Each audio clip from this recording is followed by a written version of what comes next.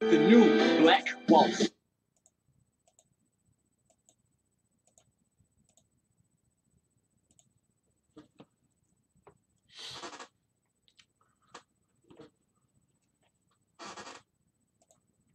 The new Black Wall Street. Do it right, build wealth, build life, economic. Oh, that's the wrong one. There we go. New Black Wall Street Book Club. Evan Jefferson, brother, much love. Educating, elevating, because in knowledge is the power and we'll never give it up.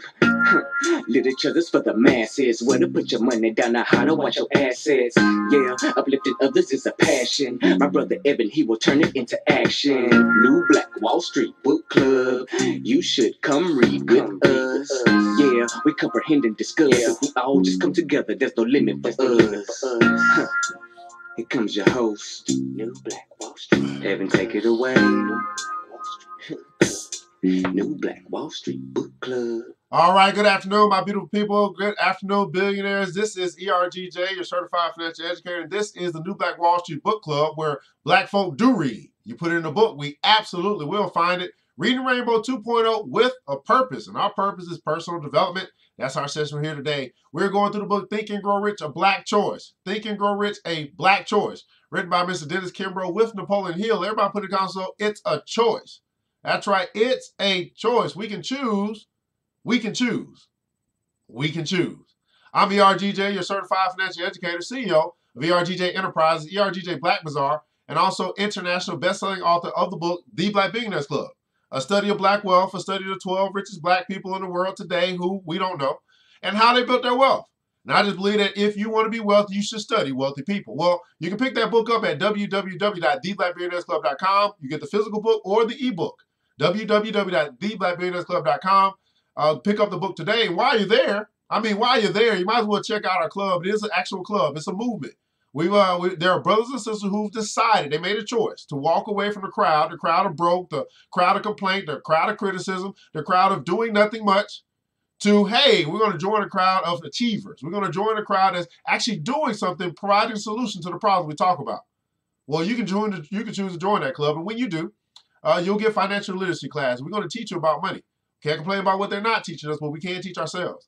You got a personal development mastermind group you can be a part of to help you become the best version of you, to live your best life. I ain't going back and forth with you. And also a business development session as well to help you get that business started this year. You've been talking about it a long time. Now it's time to make it happen. Well, guess what? You don't have to do it by yourself. Because if you could, it would already be done. Well, why not join or connect with brothers and sisters who can help you to accomplish your goals, to build your dreams, and become the best you that you could be. Old African proverb says this: if you want to go fast, you go alone. But if you want to go far, if you want your money to go far, if you want your ideas to go far, if you want your business to go far, if you want your legacy to go far, go together. Maybe it's time to connect with like-minded individuals who are serious about winning with money and serious about success, and let's go together. Well, let's get right into what we're going to talk about today here. Think and Grow Rich, A Black Choice. Think and Grow Rich, A Black Choice, written by Dennis Kimbrough. This book is recommended by Black Enterprise. Simply says this, that this book should be required reading for all. Everybody put on so all African Americans who are truly committed to the pursuit of happiness and fulfillment. So that kind of tells us that we, for those that are committed, not everybody's committed, but those who are, you should read this book. And that's exactly what we're doing. We're in chapter 11. We're almost done, guys. I don't know how many more chapters we got left, but we're on page 287. I think we got to go to about roughly another 100 pages. We'll be done. So I think we'll be finishing this next week. I can't see why we wouldn't. 3 magic words. 3 magic words, chapter 11. 3 magic words. You know what time it is. We got to get it. Let's get it. Quotes from Eric Butterworth says this, and I quote, "Man is not in the world to set it right, but to see it rightly." Man is not in the world to set it right, but to see it rightly. Okay, next quote. And I quote from John 2:16, "And cast now your nets on the right side." And then from John Keats, and I quote, "The color of the rose lies within us, not in the rose." The color of the rose lies in us, not in the rose. No matter who you are, No matter where you are, no matter how many times you failed in the past, I've got good news. Everybody putting down some good news. I like good news. Good news is cool. You got good news for me? Okay. What single quality do we find in all men and women of high achievement? They raise their sights and tap into their inner power by using the 3 magic words. Experts call them the 3 most important words in life. Before approaching the idea upon which this lesson is based, keep in mind that the same theme runs throughout the entire text. The purpose of this lesson is to aid you in unlocking and expanding your mind. Expanding your mind. So you can think with accuracy and attract the results you desire. Notice he didn't say, so you can get the results you desire. Nope. He used a specific word. Attract the results you desire. Now, expanding your mind is something I just was able to help a sister out with today. We talked for a little while. They're running into some trouble. Not financial trouble this time, but just trouble. Running against some deadlines, wanted to talk to me for a little bit, so I made time to do that. And I realized the biggest trouble that they had was their thinking. It was hard for them to expand their mind to understand this thing called social media, this thing called marketing, this thing called the internet. It's hard for them to capture it in their mind. Their mind was stuck. Therefore, their campaign was stuck. Maybe I could be talking to someone right now and you are stuck. Well, it's time to get unstuck. Everybody put it also time to get unstuck. It's time to get unstuck by unlocking and expanding your mind. As a man or as a woman thinketh, so is he or she. As you continue to think, so you remain. Expand and unlock the mind. In addition, you will be able to pry open a door that leads to the power you will need as you complete your search for riches. Recently, I counseled a friend who was in deep despair when I refused to join in his lament and express my faith that there are no unsolvable problems, that in the higher realms of his mind he could find the answers to any apparent obstacles. He promptly dismissed me with, "That's the same old positive stuff. You've got to face the facts." Though his remarks seemed reasonable, the problem is that we don't always have all the facts. Many times we confuse facts with theories, outward appearances, or worse yet, assumptions. For instance, a quick glimpse at the morning's daybreak may lead you to believe the sun is rising, and yet precisely at the same moment to another point on earth, someone else may be facing a beautiful sunset. The truth is that the sun neither rises nor sets, and we should give thanks that it never does, or the entire solar system will be tragically disrupted. The sun shines eternally. Its rising and setting are simply views from a limited vantage point. The sunrise and sunset are changing experiences, but the sun is a changeless reality. The sun doesn't change. I guess the world moves or something like that. I guess that's what happens. Think of the process we call sight. Since infancy, we've used our eyes in progressive degrees of perceptiveness. Through the process of sight, objects fall on the retina of the eyes upside down, as in a camera. Through nerve endings, they are light sensitive. A picture is distributed over several recording points. But by the miracle of vision, we do not see those individual points. These tracings are transformed into one solid view. Furthermore, what the mind sees is not the solid picture that is communicated to the brain, but what our experience has conditioned us to see. To put it plainly, seeing is not believing. Believing is seeing. Seeing is not believing. Believing is seeing. We see things not as they are, but as we are. Our perception is shaped by our previous experiences. You see in your life essentially what you believe. You see in your life essentially what you believe. Well, that's a great question then. What do you believe? What do you believe about your future? What do you believe about your past? What do you believe about right now? What do you believe about your dreams? What do you believe about your goals? What do you believe about your bank account? What do you believe about your ability? What do you believe? Here's the beautiful thing. whatever you believe, you're right. Your perception is your reality. As a man or as a woman thinketh, so is he or she. As you continue to think, so you remain. Our perception is shaped by our previous experiences. You see in your life essentially what you believe. Oliver Wendell Holmes, the learned Supreme Court justice, said, man's mind stretched to a new idea never goes back to its original dimension. The principles discussed in this book may require you to stretch. Everybody put it on, so stretch. To stretch to new ideas. Should you take these words and apply them to your life? That means it's a choice for you to apply what we've been talking about. Of course, in the Black Billionaires Club, we are going to go and apply this stuff. This is what we're going to do. Right? This is why we meet on Tuesdays, to go back and then to learn how to apply this stuff. The public, they just get to read and they just get the knowledge. It helps them, but it doesn't help them much because most of them simply won't apply. Most of them won't join the Black Billionaires Club so they can learn how to apply. They'll have the knowledge though. That's great. A world filled with information. Awesome. But if you really want to change, you really want to do something, you then take that and you apply it to your life. That way you start seeing change in your life. You can start seeing results in your life. Most people won't apply them. I mean, it's hard enough to get them to even get the knowledge. But then to get the knowledge, then they have to apply it. It's just like double work. No, they don't want to do double work. That's just too much. Too much to get the results that they want to get in our life. Should we take these words and apply them to your life? You will feel the stretch marks in your mind, and you will never again return to the person that you were before.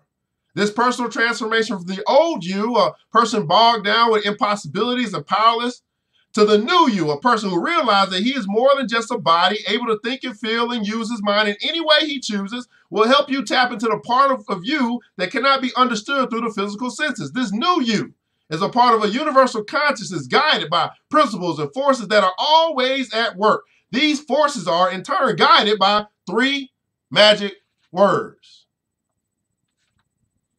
The words that I speak of are right mental attitude. Right mental attitude. What's going on, Truth? The words that speak of a right mental attitude. A right mental attitude is defined as the correct position or bearing in terms of action, feeling, or mood. And it is our actions, it is our feelings, and it is our moods that will determine the actions, feelings, or moods of others toward us. It is our attitude toward life that will determine life's attitude towards us. Now, what does this mean? It means your attitude sets the stage. Everybody put in the console, set the stage. Your attitude sets the stage. Our attitude set the stage for what will occur in our lives. Good attitude, good results. Fair attitude, fair results. Poor attitude, poor results. Each of us shapes his own life, and the shapes of our lives will be and are determined by our attitude. The person who goes through life, as millions do, saying, with my luck, the whole thing will go right down the drain. Goes down the drain over and over again. His attitude sets the stage for failure. If we expect failure and dwell on its possibility, then we will undoubtedly fall again and again. Where there is fear of failure, warned World War II hero General George Patton, there will be failure. Your mental attitude is a two-way gate on the pathway of life. It can be swung one way towards success or the other way towards failure. It's a choice. A right mental attitude, on the other hand, is the habit. Everybody put it down, so habit. It's the habit of keeping your mind busily locked on your desires and your goals. Now, how many people say you got a little problem with this? That you are able to keep your mind on what you want. Keep your mind on your desires. Keep your mind on your goals, being that you have set those goals first. Now, we understand that we are living in a world that's full of distraction. The whole world is trying to keep you off of your goal. The whole world is trying to keep you off of your desire. The whole world is trying to keep your mind distracted. There's a battle My question is, are you fighting? Oh, there's a battle. It's for your mind. The question is, are you fighting?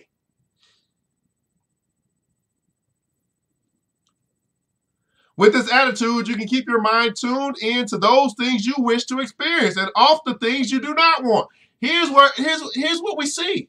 We see, just think about the people that you know. I mean, let's just test it. The people that think about, talk about, share, you know what I mean? Like, love, all the stuff that they don't want.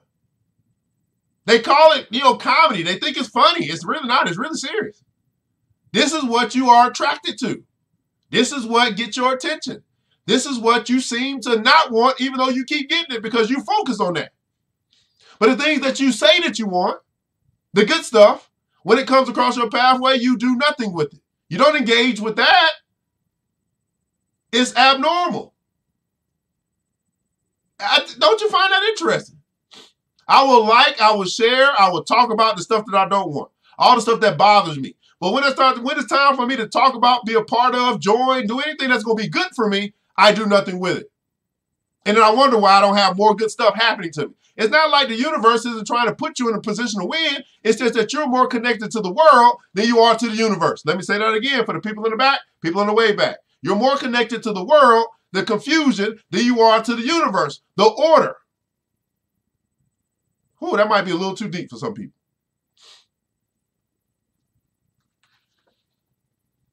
The majority of people go through life with their mental attitudes dominated by fears, anxieties, and worries, seeing only the appearance of failure, which somehow has a way of becoming a reality. Millions of people continually crash on the rocks of bad consequences, often suffering irreparable damage because they allow themselves to get caught in the rough waters without staying focused. A right mental attitude is the fixed compass, is assuring that every experience, whether it's pleasant or unpleasant, yields some form of benefit. Only a right mental attitude pays off in the affairs of our everyday living. A right mental attitude. Everybody put that in console. 3 magic words. Right mental attitude. Right mental attitude. You hold the key. You hold the key. A number of years ago, a haggard-looking, beaten old man entered a posh executive's office in a downtown Chicago. Without a formal introduction, the tattered stranger said that a mutual friend recommended that he make the visit with the hope of turning his life around. He went on to say that he had decided to end his life if he failed to get help. From all outward appearances, the executive's guess was a failure. He had that dull stare of defeat in his eyes and the drooping shoulders of a man worn down by life. Yet someone must have recognized some degree of worth in him, or surely he would not have been sent to the executive's office. The smartly clad businessman stood aghast as he pondered what to do for this unfortunate soul. His imagination raced until suddenly he stumbled upon an idea. In the rear of his private office was a full-length mirror which was concealed by drapes. The downhearted visitor was asked to stand in front of the curtain while an experiment was being performed. He was told that very little could be done for him, but he would be introduced to someone who might be able to help him regain his self-confidence and overcome his misfortune. After building up to a dramatic climax, the gentleman jerked the drapes apart, and the dejected old man was allowed to meet himself face to face in the mirror. His jaw dropped. He looked at his own image, stunned and speechless. After a lengthy scrutiny, he realized the solution to his problem. With sincere thanks, he hugged his compassionate friend, turned, and went on his way. Psychologists know the poverty-stricken people maintain a poverty consciousness, some of them from early childhood throughout life. They think in terms of poverty. They fear poverty. They talk poverty. And prophetically, they expect poverty. But they have been given the power to intervene and affect the odds in their favor. James Allen, the English essayist and author of the masterpiece As a Man Thinketh, was unequivocal on this point when he stated, "A man can only rise, conquer, and achieve by lifting up his thoughts. They themselves are makers of themselves. The mind is the master weaver. No man has ever attained the higher brackets of success without a right mental attitude." I want to go back to the story, though. He's broke, busted, disgusted, suicidal, ready to get his life up. Went to someone who we thought would help him. And he realized after looking in the mirror that he could solve his own problems, that he could help himself. Well, I don't know who I'm talking to right now, but it could be someone that feels that same way. Maybe it's time for you to look in the mirror. Now, this is very interesting because plenty of people, they get up, they get moving around, they take their shower, they brush their teeth, and they avoid looking at themselves in the mirror. Well, I want you to get the courage today to look in the mirror. I want you to see that bright smile that you have. I want you to see the twinkle in your eye. I want you to look in the mirror and recognize and notice life. If there's one thing above all, you are still here. You still have life. You still have breath coming out in and out of your body. Life. I encourage you. It's hard, I'm telling you, because sometimes you just don't want to see yourself. But if you don't want to see yourself, well, who else does?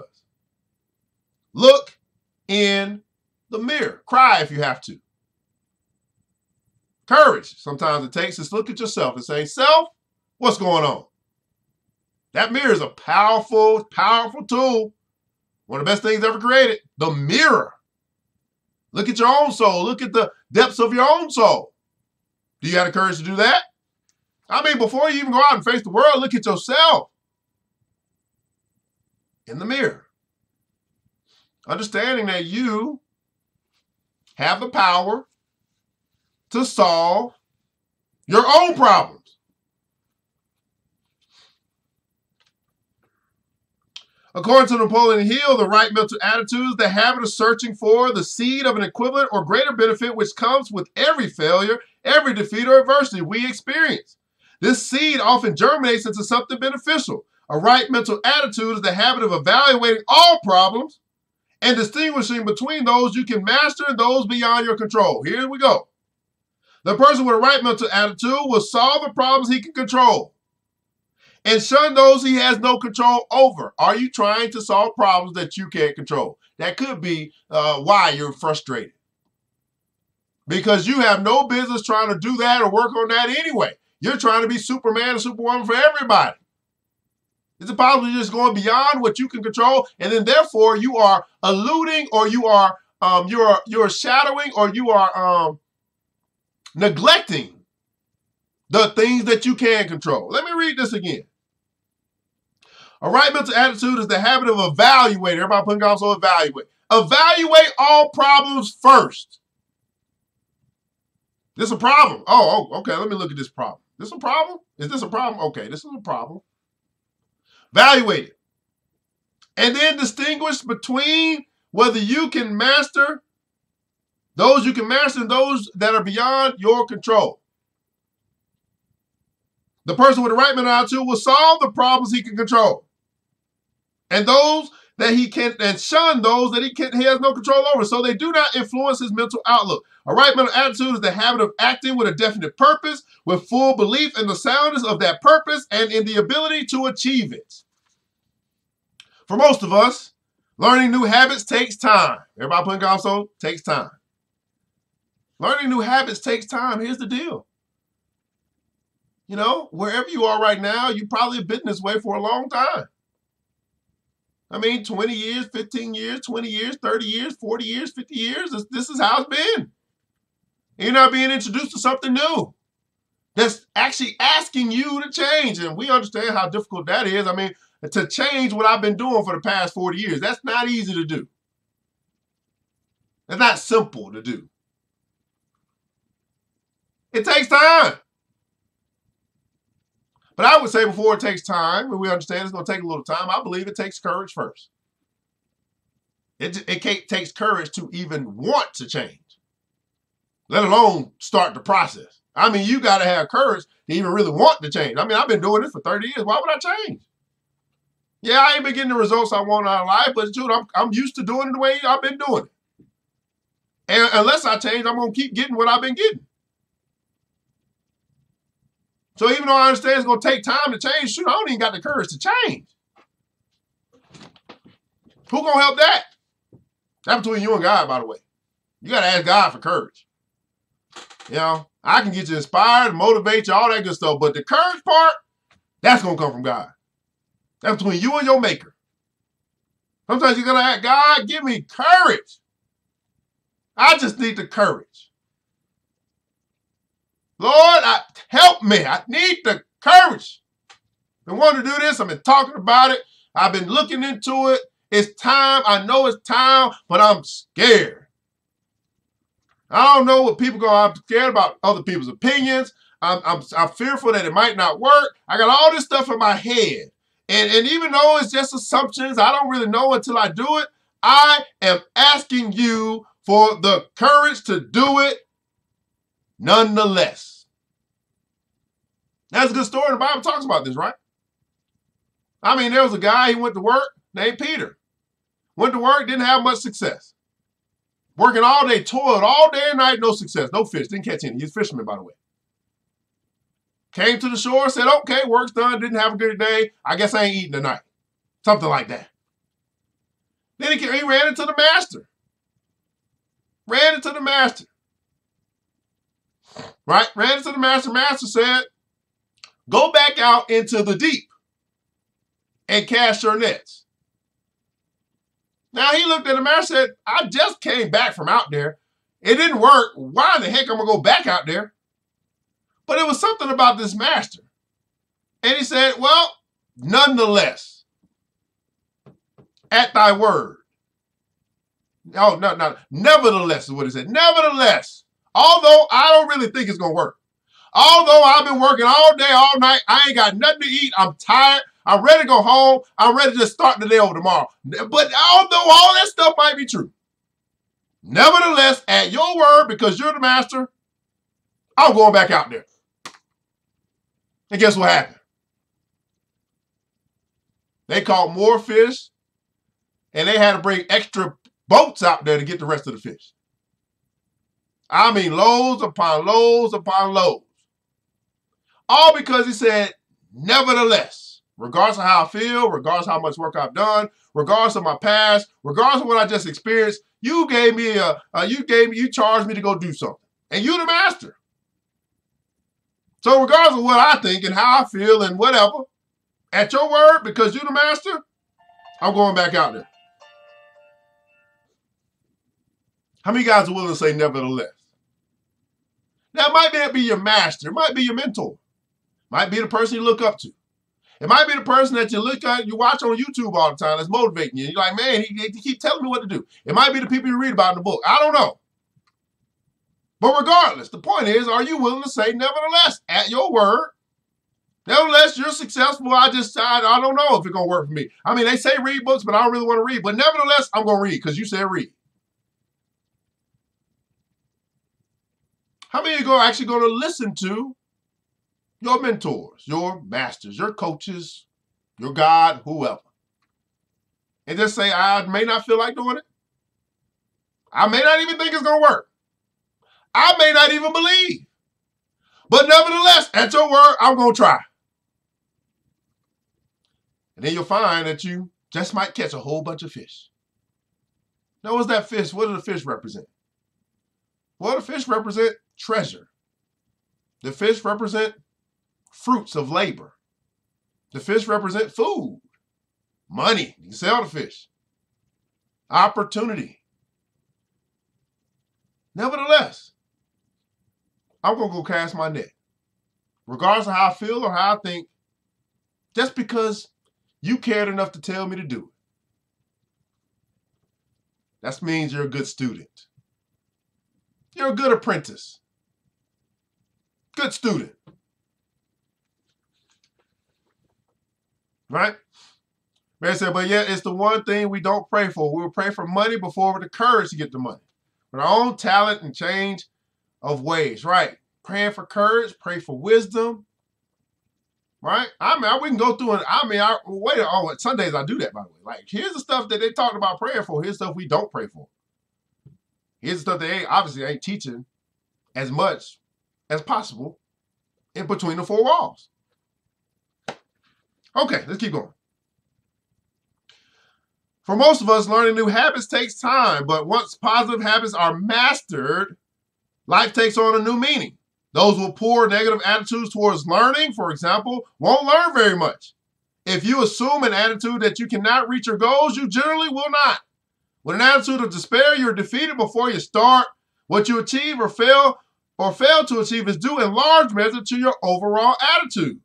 In order to develop a right mental attitude, you must develop the right mental attitude toward yourself. It cannot be repeated too often. If the attitude that you have towards yourself that will determine your attitude towards your world. It is the attitude that you have towards yourself that will determine your attitude toward the world. It is the attitude that you have towards yourself that will determine your attitude towards the world.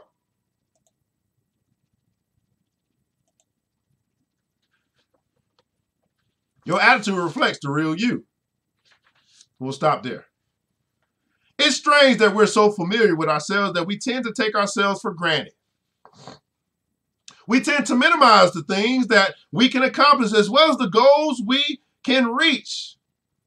How many of you guys be honest and say, I've been minimizing the things that I can accomplish? And I mean, there's people around me, they see all this greatness in me, but I don't see greatness in myself.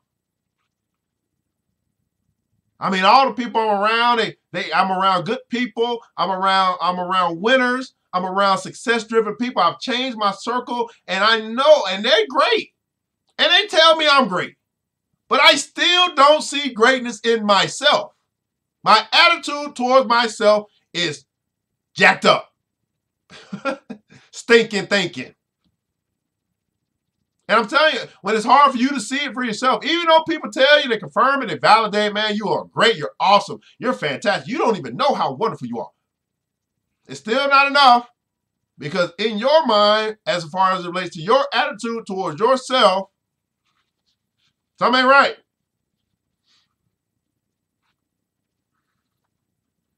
It is strange that we're so familiar with ourselves that we tend to take ourselves for granted. We tend to minimize the things that we can accomplish as well as the goals we can reach. For some equally strange reason, we believe others to be more capable of success and dwell on our ineptness.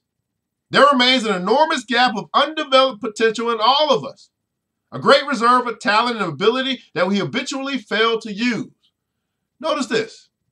There remains an enormous gap of undeveloped potential in all of us.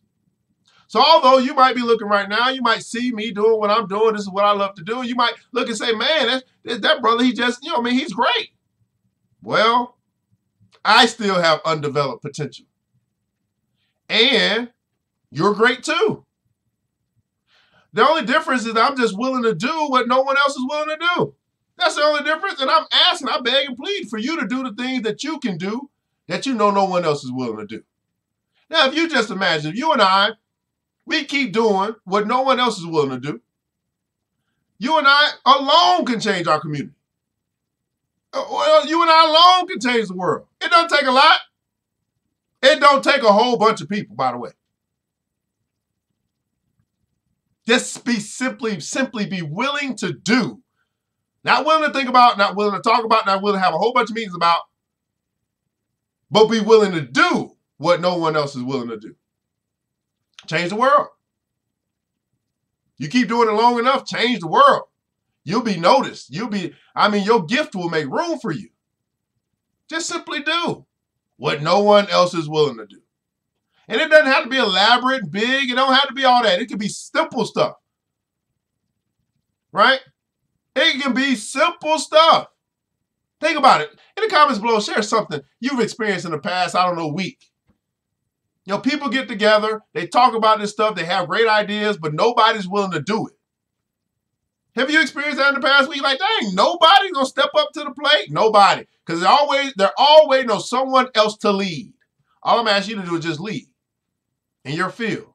Give it your all. Go the extra mile. Be willing to do what no one else is willing to do. I'm telling you, that's going to cause those other people who are unwilling to do to actually pay you to do it. Let me give you an example.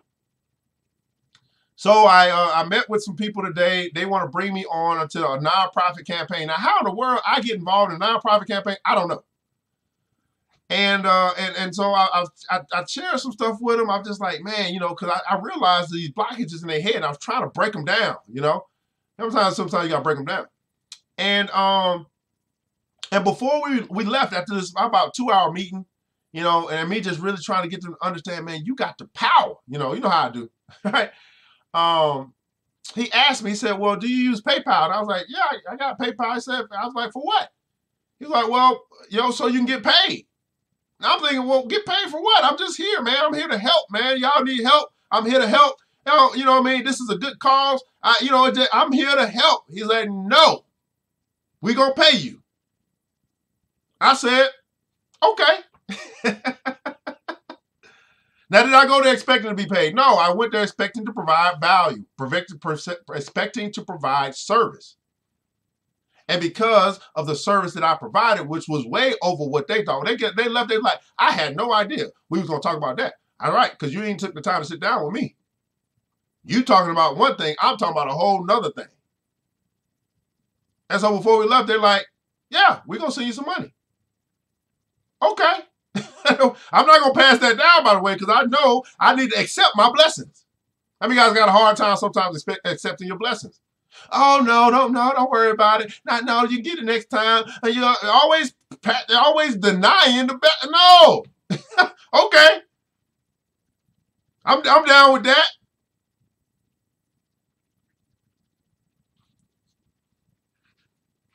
There remains an enormous gap of undeveloped potential in all of us, a great reserve of talent and ability that we habitually fail to use. Look at today's Black achievers who have reached amazing heights. No matter their endeavors, wherever you find men or women of distinction, you will find a person with the right mental attitude.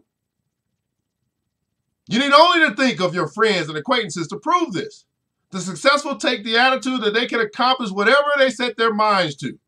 They have a healthy attitude towards themselves and as a result toward life. Subsequently, they aim high and come to be called successful, outstanding, and achievers. Quite frankly, they're no more brilliant or outstanding than the majority of people with whom they come in contact. It's their attitude that makes the difference. It's their attitude makes the difference. Their attitude towards themselves, their attitude towards life, their attitude towards their goals, their attitude towards their community. It's their attitude. And because of their attitude, they make different choices. They expect to be rich. They expect to be successful. They expect to win.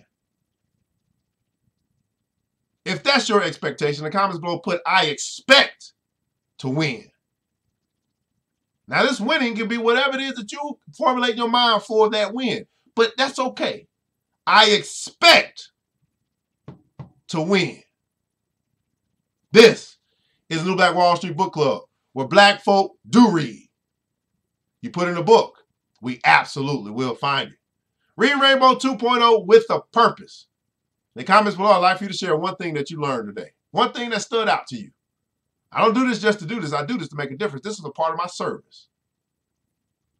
So my question to you is, was this worth your time and why? We could have been doing anything over the past 30 some odd minutes, but we decided to connect virtually across the world and read a good book. Why? Well, the successful people tell us to read these good books. We can choose not to read it or we can choose to read it. We've decided to read it. Not only that, the Black Billionaires Club has decided to learn how to apply it to their life. My question to you is, are you joining the club today? Simply go to www.theblackbillionairesclub.com, www.theblackbillionairesclub.com. Choose.